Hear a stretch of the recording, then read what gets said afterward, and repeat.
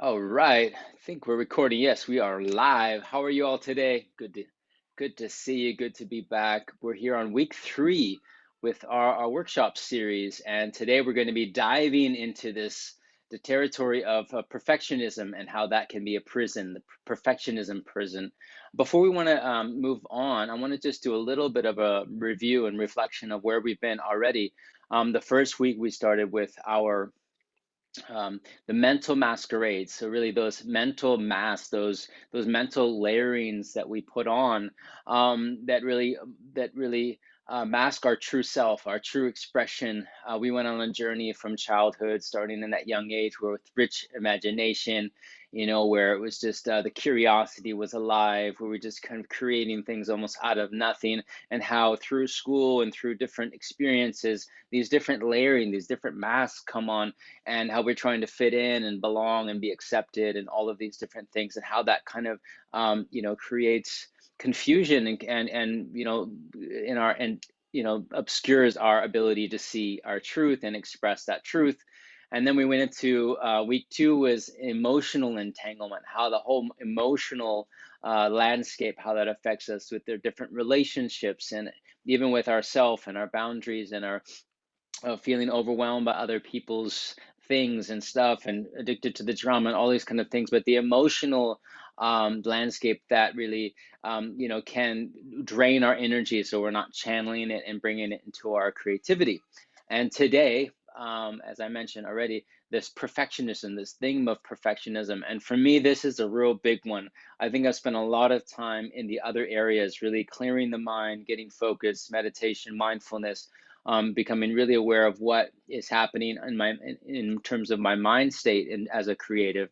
And I've also really done a lot of work in the emotional realm, unpacking and really finding, my own center and my own movement forward. And in terms of like my creation, I do have this kind of perfectionism. So it's a real rich topic. And it's something, again, because the whole theme here is like really what is conquering our creativity, these creativity killers in a sense, where we're, the ultimate state of open, aligned connection, things are flowing, energy, we're in the flow state, all of those things. That's what we're aiming for. That's what we aspire towards. And then it's like we're just seeing all those different pathways and things that kind of can derail us and block us, from that pure, beautiful actualization of our creativity, of our life force, and our energy. And so just wanted to presence those things as we move on. But yeah, in terms of the perfectionism, just imagining the experience that many of us have, and I'll just share a little story from myself in terms of especially like with my music. And for many years, have had different songs and like kind of different states of completion, really. And I knowing my kind of let's say my creative strengths, and this is something that we cover in greater depth in some of our programs, some of the work that I do one-on-one and in groups. But it's really important to know what is our strength in terms of, do you generate ideas, or are you a sustainer of ideas, or are you really powerful at completing ideas? And for me, I'm a generator. I'm a generator of new ideas, new content, new things. And so that's where my strength is, and I can sustain to a certain degree. And then the completion is really where that perfectionism comes in. Like, when is something finished? When is something done? How can I complete something? And if this area is left untended, if this kind of, we're going to dive into this, and we're going to get specific, and we're going to connect in with some of the different layers here. We're going to unpack this a little bit, but just the feeling, the cost that's there of, if we let the perfectionism run wild in our life, then nothing will get done. It will be very difficult to complete things. Things will be dragged on. And I did that for years and years and years. Embarrassed to say, but it's true. And because I just wanted to, I had this kind of idea, quintessential idea of what I wanted to create. And I never felt like I was reaching towards that mark, and it really held me back. So if we come back, if we remember and kind of tie in a little bit to the content of the first few modules that we've done, and if we come back to that, the rawness and just the creation for creation's sake that we can have, just like creating sandcastles is a good idea. I mean, a good example at the beach, sandcastles, we build up, we create something beautiful, and then the waves come and they wash the sand, the sandcastle away. It's a beautiful metaphor, because that's how life is. Things, we create things and then things, they release and they let go. So in the spirit of releasing and let go, let's just all take a deep breath together and arrive here in greater presence and greater connection. And I invite you to close your eyes and connect in with your intention of why you're here today and what your curiosity was that brought you here, that flicker, that flame that's still alive in your heart, that you would value this kind of content and this exploration, because it's a journey and an exploration. So just go ahead and take a few deep breaths. Wherever you may have been, whatever your day has been like up until this moment, just allow that to let that all go so you can arrive more present in this moment to receive this transmission, and also just to be present to yourself as we explore this. And all of these different themes can be quite challenging and confronting. So we just want to be resourced as much as possible so we don't check out and we can really check in. So taking one more deep breath.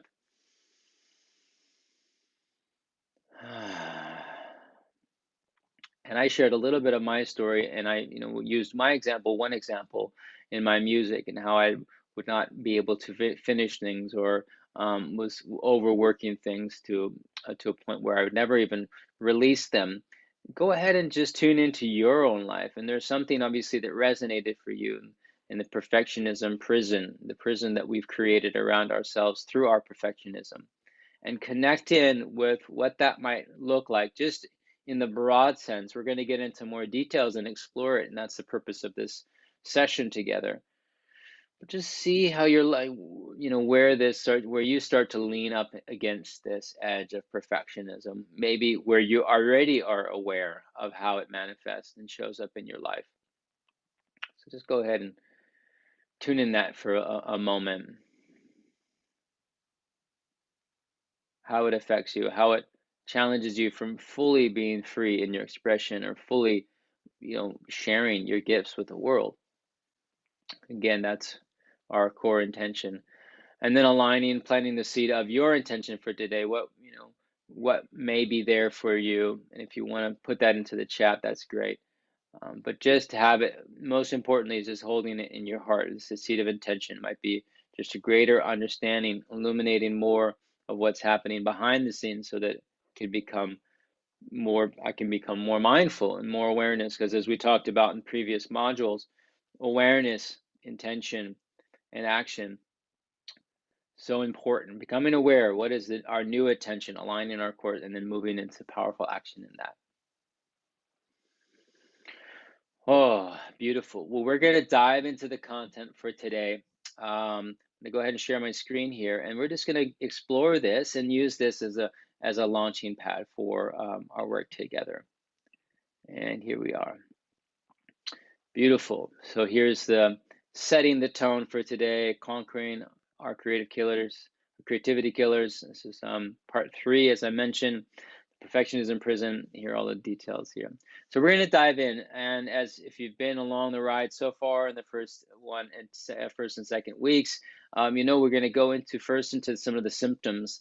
The symptoms are just part of there are multiple symptoms, a multitude of symptoms, and here are just some that I've identified through my 25 years plus years in multiple creative expressions, and many challenges and many breakthroughs. And these are some of the things that I've noticed. And again, these are all there just like guideposts to help support you to bring more awareness to this theme and this topic. Here we go. And we're jumping in, as I mentioned, the symptoms. So avoid taking risks. When we have this rigidity of perfectionism, then it's like the how scary risk taking can be, because here's where I feel safe and protected. Here's where I feel like I can be perfect, and this is my little square perfection. But if I expand out left or right, up and down, wherever, then that's risky territory, and I might look like a fool. I might not be perfect. I might mess up. All of these things might happen. So we keep ourselves tight and contracted, and we avoid taking any kind of risk. And we know that, like, with great risk comes also great reward. What does risk mean? It's like when we, even just as a kid, I still love jumping off of waterfalls and jumping into the ocean as well. And there's a certain amount of risk in that. There's risk in everything, most everything, even just walking down the road. But the joy, I mean, the fear and the excitement that came from standing on those cliff tops, looking down, maybe 50, 20, 30 feet. And there's the water, huge risk, but so much reward in terms of the joy and the expression of that. So anyway, and then jumping into the water. And so when we take those risks, when we jump into the unknown, of course, that's where the magic and the mystery is. And we talk a lot about that in the creativity, where that kind of that potentiality, that possibilities live in that area of risk. So at any rate, when we're stuck in this perfectionism prison, avoiding taking risks can be really constricting and confining for us. And I mentioned that never feeling good enough. Now, this can be feeling I'm not good enough, and that's a theme for many of us. That's certainly a core theme for me as a wound.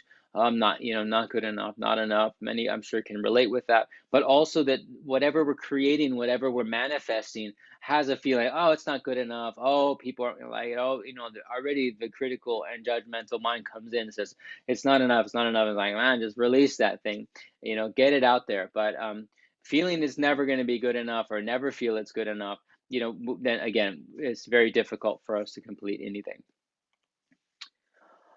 Tied into this, and again, these all weave together, and they're kind of, you could unpack them like kind of an onion, different layers of an onion. But in terms of fear of rejection, so it's connected. This is not good enough, and I'm not going to take risks because I'm afraid of rejection, fear of rejection. I put myself out there, and I'm rejected, I'm ridiculed, whatever it might be.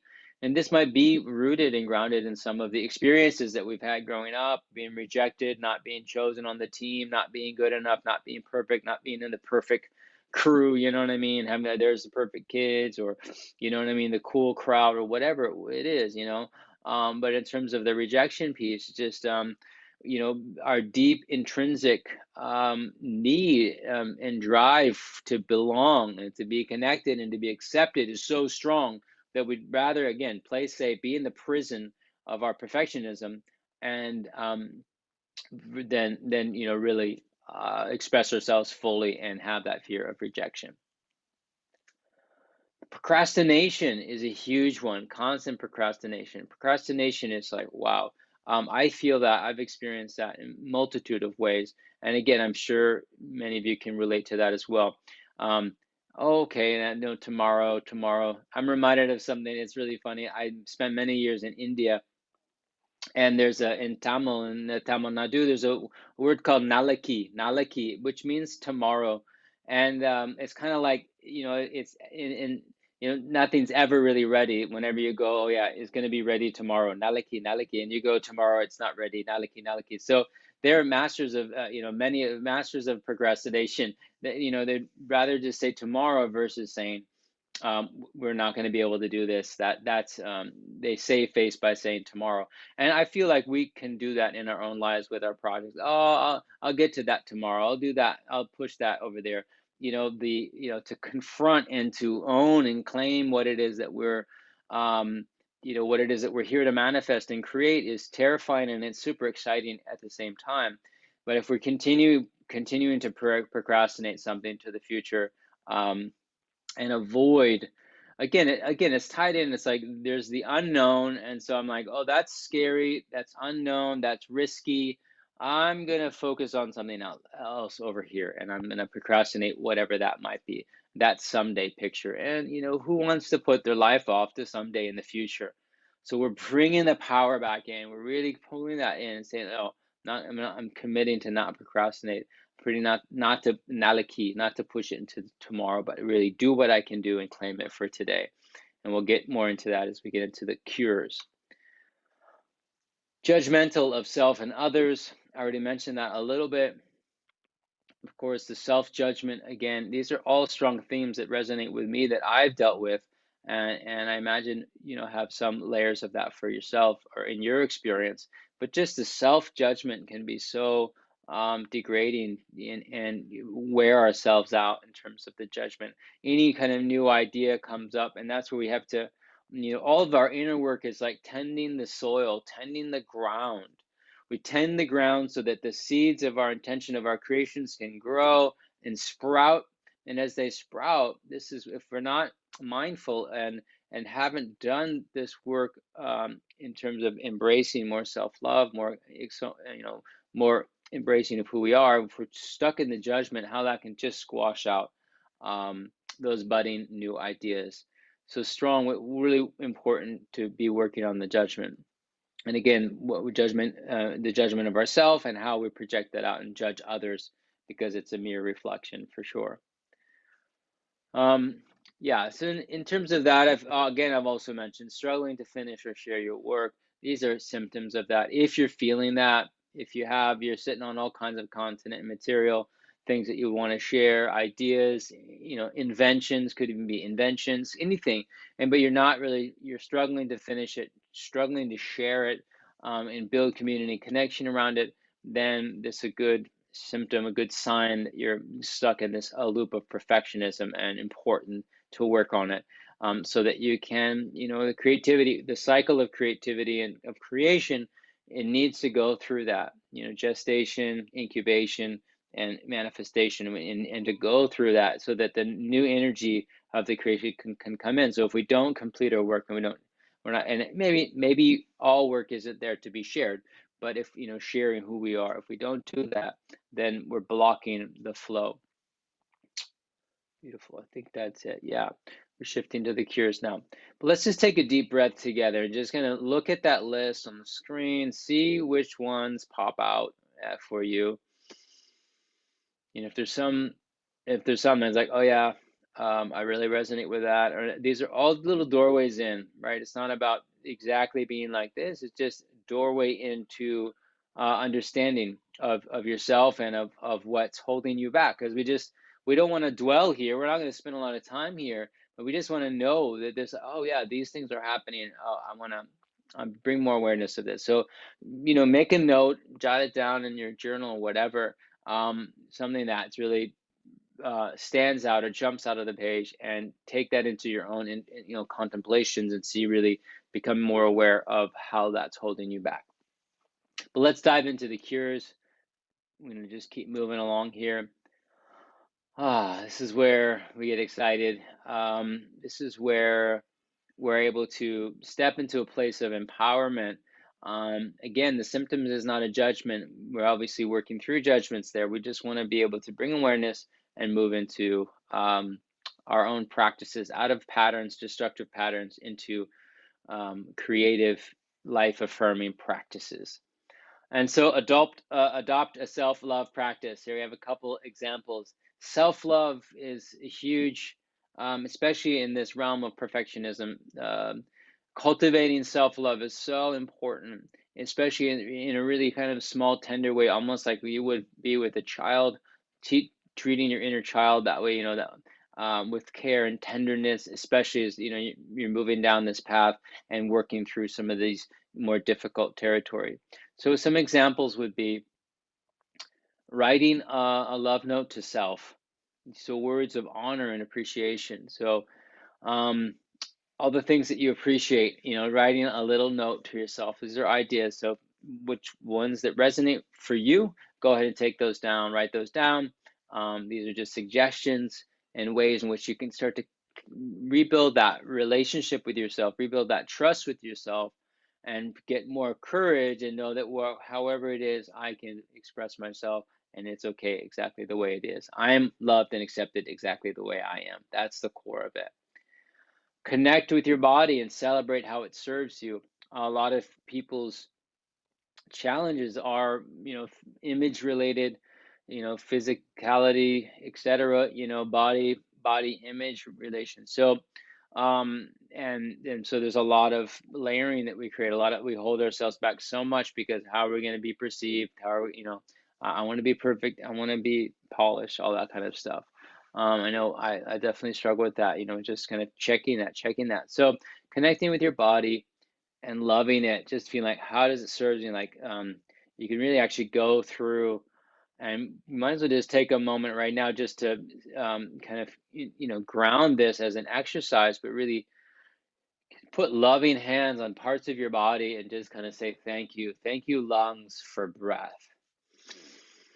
Love and appreciate that. My lungs, that I can breathe, that I'm here, that I'm alive. Thank you for these arms. They're able. I'm able to eat. I'm able to raw and draw and hold and massage and need these hands. Thank you for I'm able to feel and touch and connect with life. Thank you for that. I love you. I connect with you. I celebrate you. My legs for being strong. I can walk. I can run. I can dance. I can move. Many people struggle, and maybe even there's people who are born very inspiring. I can't remember his name at the moment, but he was born without any arms or any legs, and his presence and his energy was so powerful. He's a motivational speaker, and I saw him not too long ago, and it was just what he was able to manifest and create in his life, but with what God, what he's been given. And I'm here with arms and legs and all and full functionality, and I'm just so being grateful and acknowledging and celebrating what your body has and connecting with it, just taking the time. And when you find yourself going, oh, I don't, I'm ugly, I'm this, I'm that, I'm just like, finding what you can connect with and love it. Another option, another idea practice is a solo date. This is really creating that time and space in the day, in the week, to honor, yourself. So it's really doing something that lights you up, something that brings you joy, enlightens you, and inspires you. Um, and this is time to connect with yourself. And it doesn't have to be related to whatever your purpose is or whatever. It could just be like, oh, I'm gonna go to drive go-karts or walk on the beach or anything that, would just be enlivening for you and would, just as like a expression of love for yourself. Another important tool along the way, and this you could really apply this to all the different things we've been talking about, but really cultivating patience, especially with yourself. Um, Again, bringing that example of how we would, if we have kids, or how we would treat the patients we aspire to bring towards our children, bringing that towards ourselves, cultivating patience. It's like, um, I'm here, I'm present, I can be here, and even that affirming positive languaging. It's like, incredible, beautiful. I witness how you're using color. I witness how you're doing this. I'm celebrating. Having this patience to move at a pace that really honors and addresses that feeling tone. That in terms of like our felt sense experience. Sometimes we have to slow everything down, and that's really important. So when we're dealing with rigidity or this perfectionism or this kind of lockdown, this prison that we feel from it, it's okay. Just breathe. And be okay. Baby steps and move forward. So really cultivating patience, and encourage all of you for that. This is crucial. And as you redefine the idea of perfection, like who sets the standard of perfection? We do. So we set our own idea, our own standard of what that perfection is. Um, and so redefining our ideas of perfection are really, really important. So like what kind of marks are we going towards with our work? Like what are we really committed to? And so I invite you moving forward, or after this session, is to really consider like why it's we addressed it in one of the first, I think it was the first or the second um sessions around why. It's like when you're really connected with your why, then it's like that perfectionism thing just doesn't really hold water anymore, because it's like I'm here committed, I'm in service, I know why I'm here, all that kind of stuff. So it's not about me, and it's not about being perfect. It's about, maybe it's about shining light and love and uplifting consciousness, or making a difference or making an impact or bringing awareness around a certain thing, or whatever your purpose is, that's there in the way you're showing up. And so if we focus on that and redefine our idea of perfection, and it can be really a powerful reframe for us. And there's a deeper level of perfection beyond perfectionism that I wanted to address and wanted just to name, is that and it's like this higher, it's a higher octave in a sense, a higher frequency of perfection, is that there is a certain perfection that is inherent in life and the unfolding of events and things that are happening. And even in the midst of all the craziness that we're experiencing in our lives, and globally and personally and financially, and on all the layers and all of the struggle and all that kind of stuff, there is a certain, and if you can open up and if you can expand enough, really embrace it all, there is a certain perfection of the way that things are unfolding, even if if there's a struggle or there's a pain involved. There's some grand design. There's some larger unfolding. Um, this is something. This is a very personal thing for each one of us, and so I'm not putting this on you at all. You don't have to adopt this as yours. But in terms of for myself, that it's so important as I feel like I'm getting spun out or caught in the perfectionism, it's like pull out, pull out, pull out. And I say, okay, there's a greater unfolding that's taking place. There's a greater perfection, actually, that's much a higher octave, a higher mean than there's the limited perfectionism that we're speaking to right now. And find 3 things to be grateful for and write them down. And this would be a beautiful daily practice to review the day. Especially, yeah, to review the day can be a powerful time. You can do it in the morning or in the evening, and really tune in, like, well, what happened today? What am I grateful for? What do I want to celebrate? What are those small little wins? And that can be fuel. That's fuel and food for this kind of growing, delicate, emerging self. That's that this new voice, new expression of who we are, especially if it's been buried.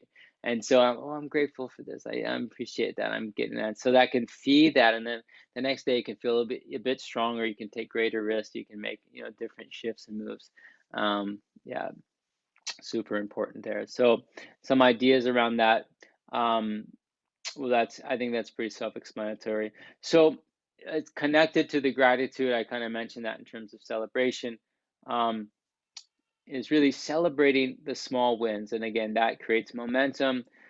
So whatever you were able to do, if you're completing your journal, a practice, if you say, I want to journal, I want to, if that's something that's on that is aligns with an intention that you have, but every time you finish it, at the end of the day, it was like, wow, I really did. I completed that journal practice. I took time to meditate, even if it's 5 or 10 minutes. I'm celebrating that, taking one step further, anchoring myself, more clarity, more purpose. Maybe I spent 30 minutes, for example, working on my craft, whatever that is, whatever I'm growing and building towards. um, I've spent actually any time you spend, in this kind of not necessarily solving problems, but in this creative domain, creative realm, shifting the energies towards the creative. Celebrate that, celebrate that, celebrate that. Beautiful. Let's just take a deep breath and tune into that. It was a lot of content that we covered there in a short amount of time. So just allow that all in.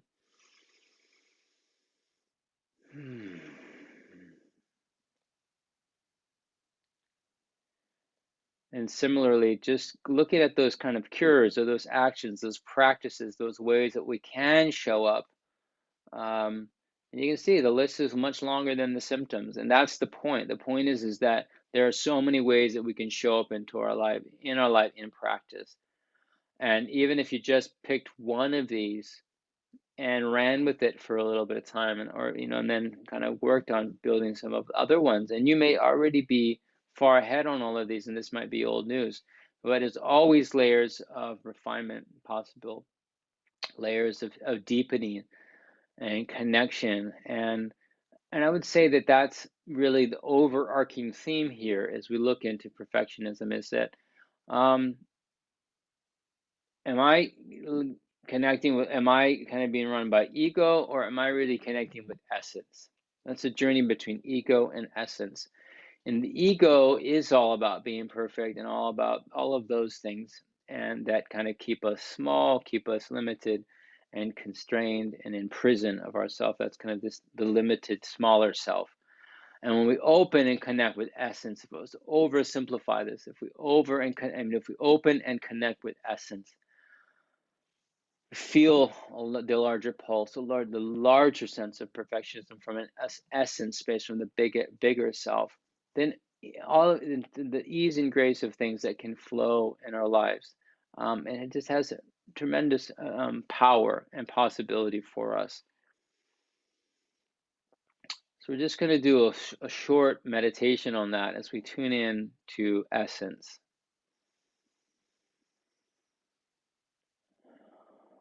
And we tune into ego. We see, at first glance, we might see these things in polarity, but in essence, it doesn't polarize, right?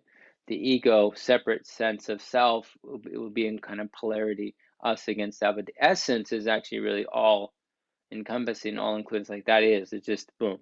Essence is here, the essence of being, the essence of my own incarnate soul, my own the flavor of who I am, of my own soul essence. That's just prevailing, all prevailing. But we're just gonna kind of move back and forth, kind of ping pong or swing back and forth, just to feel the difference of essence, of a more expanded soul force moving through you, and then contracted kind of ego, perfect control, no taking risks, and then oh, essence, expansion,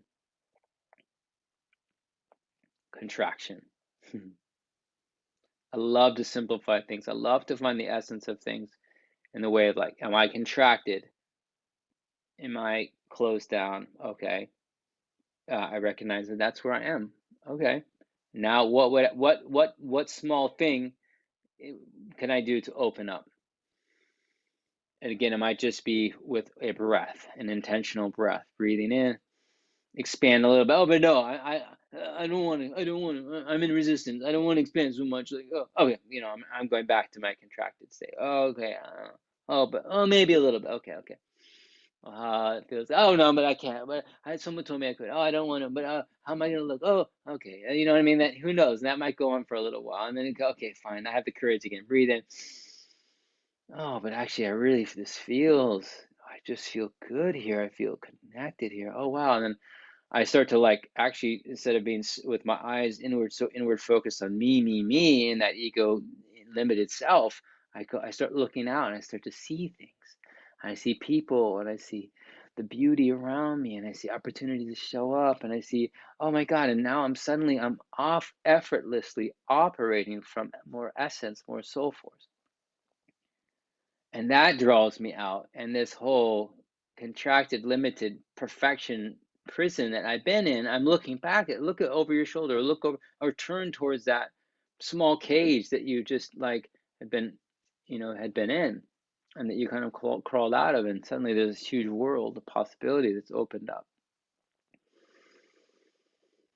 And it just happens moment by moment, breath by breath.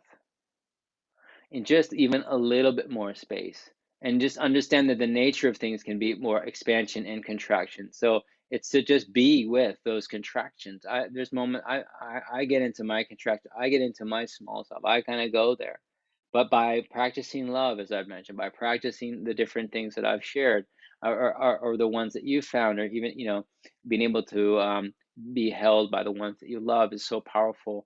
And to be able to speak to that vulnerability. I'm feeling contrite, I'm feeling scared, I'm feeling alone. And then you have your partner, your loved one that says, I've got you, I'm holding you. And then you can soften a little bit. And then with that space of softening, breathe into that a little bit more, soften into that. There's a strength, there's a power in that softness. As I soften and I let those layers of energy of control and contraction go, there's so much more energy that's available, so much more power and insight and possibility and potential just opens up. It's just naturally there, floods in because there's space for it. So really in closing of this little meditation kind of guided journey, really invite you to create that space so that the light and love and essence, energy, so forth can just flood in because it will just naturally, we don't have to do that. We just create the space, create the invitation for it. Say, come play in my life, whatever the quality is, more jubilance, more playfulness, more curiosity, play in my heart, open me up. Oh yeah, just more color everywhere. Draw outside of the lines of the coloring board. The book, just like on the walls. What I mean. Just like dance down the street, whatever it might be. You know what I mean? It's just like who knows what. It's like people are gonna look at and they're gonna look. Everyone's gonna look. Who cares? It's like yeah. Come on, do your dance. You can do it with me. Find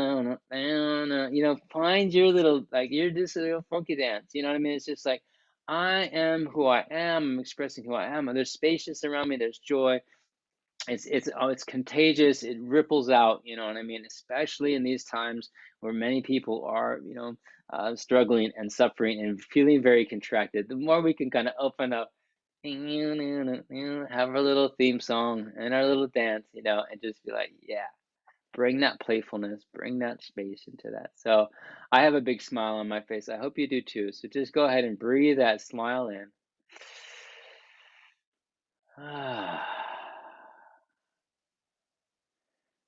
And I'm tuning into how I felt, just moments before, before the session. And when we approached this topic of perfectionism, I was like, oh, I felt a certain weight, just the words are very powerful. The perfectionism prison can be very confining. But I just wanted to name this opening and this expansion that I feel now by just addressing it, by illuminating, shining light, and exploring this. And we've really just scratched the surface. We're just like the intention with this series, this workshop series on these different topics. It's just about let's just begin the conversation so that it's alive and dynamic and vibrant in our life. By any means, it's not the end all be all. It's just an opportunity to say, is this important? Is this something that's worth exploring for you? And for those of you who've shown up, thank you for showing up because it's something that, that's engaged, your reality and your world. And, I'm grateful for that. Beautiful. And so I wanted to see if there's any shares, maybe some text shares, if there's anything that wants to be expressed, or just maybe one or two here in this kind of closing up time. Just checking the time there. Before we move on, as you're tuning into what you might want to share, let's just go. I'm going to leave you with a little inquiry, something to take home as a homework piece. And inquiry is, how can you bring 10% more self-love into your creative pursuits? Sometimes we feel like we have to make huge shifts all at once, but that's not necessary. It's small little increments, 10% even, 4%, small little steps. How can we bring more self-love into your creative pursuits? And what I mean by creative pursuits is anything. It's like there's really two paths. There's the creative path and there's a destructive path. The creative path is thoughts, feelings, actions, expressions in life, in the world as creativity, that are creative and life affirming. And then there's a path that's more destructive, that's negative or destructive thoughts, feelings, and actions that aren't building things, that aren't alive affirming, that they're kind of breaking things down and they're pulling people down, and so on and so forth. So really, fundamentally, there's the two paths. And so if I can bring more energy into my creative pursuits and my life pursuits, 10% more. When we did that little meditation, it's like even just a breath can be 10% more. Create a little bit more space around anything. It's a question or an issue or a challenge. More space around it gives a lot more opportunities and perspectives. Let me double check a thing here. So go ahead and write that down or just consider that as we move forward. Just want to give a big thank you. And I feel like there's a few things that might have come in the chat, so I'm just going to check this out.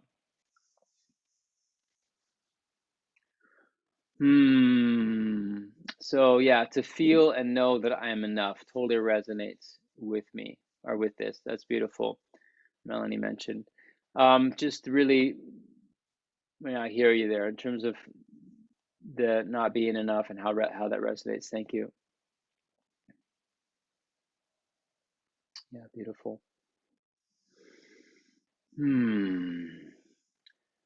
Yeah, so really important just to bring it back to yourself, bring it back to where this, what your next step would be. Like, how are you going to be moving forward um, in your life, today, moving forward tomorrow, in the next week? What are some ways in which you're able to, embrace, some of this new awareness or some insights and how that can really start to make a shift. Oh, beautiful. Someone else shared, just amazing, feeling more expanded after the meditation. Thank you for that. Yeah, so I'm getting different people sharing, feeling resonating, feeling expanded, feeling connected. I'm really grateful for that. And again, as I mentioned, it's like, a small exploration into this material that we can go much deeper. So really welcome your questions, welcome the insights that come through. Take all of that we've gone over today and really see how you can apply it into your life, into your creativity. I would really love to hear from you directly. I know many of you know how to get in touch with me. And I am launching a group program I mentioned before. It's the Igniter program, so you can get more information about that. But that's really about tackling and jumping and diving into a lot of this material, but igniting the creator within and really harnessing the power of flow in your life. And some of these things that we've been addressing are just the kind of the surface of that, but we can dive in together. There's the power of the group dynamic. So let me know if you're interested in that. But really, like I said, just if there's anything that sparked your interest through some of this content, things that we've explored, please reach out. Any questions, places where you might be feeling stuck, or where you might need more clarification, or I want to hear breakthroughs and celebrations as well, because it's so important.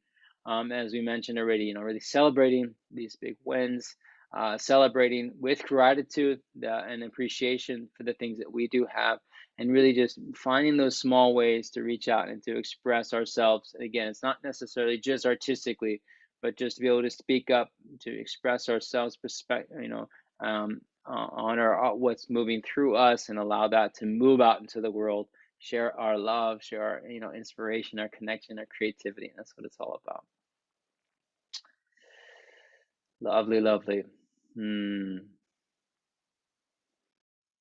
Well, I want to say I'm really grateful. Thank you all for showing up in my dream here, showing up in this exploration together. I feel enlivened by the conversation. I'm excited to hear from you, excited to move forward together. So, signing off today, I'm Jeremy Roski here with Conquering Your Creativity Killers, sending you much, much love, and look forward to hearing from you soon. Take care.